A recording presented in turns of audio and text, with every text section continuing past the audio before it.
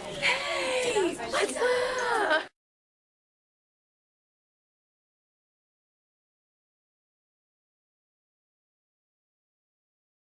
Today, we are going to learn about the Gospel of Luke. If you just take a walk with me, we have a very nice person that's going to speak with us today a little bit about Luke. Here, we have Reality Alexander. Reality. So, the poor and the women were the main focus of the Gospel of Luke, right? Yeah. Yeah. So what was Jesus' main teaching about the poor and the women in the Gospel of Luke? Here, you can go. You can go. That he should value them and that they are important. Right. So do you think that society today follows the Gospel of Luke based on Jesus' teachings? Not really, no. How do you think we can make it better? By valuing women more and not degrading them.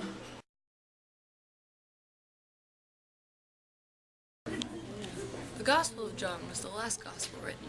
It was the only non-synoptic Gospel, and it's focused mostly on theology, which was descending Christology.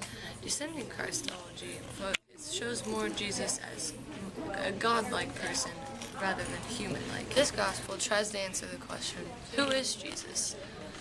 With the 7 I am statements. The 7 I am statements that only appear in the Gospel of John are, I am the bread of life, the light of the world, the gate, the good shepherd, the resurrection and the life, the way, the truth, and the life, and the true vine.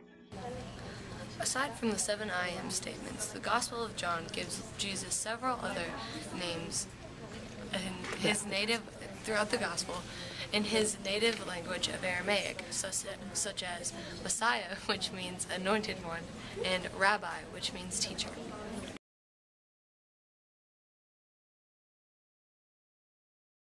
Tell me about the Gospel of Mark. The Gospel of Mark, we talk about the geography, we study a lot of maps, and we talk about like how he was baptized in the Jordan River.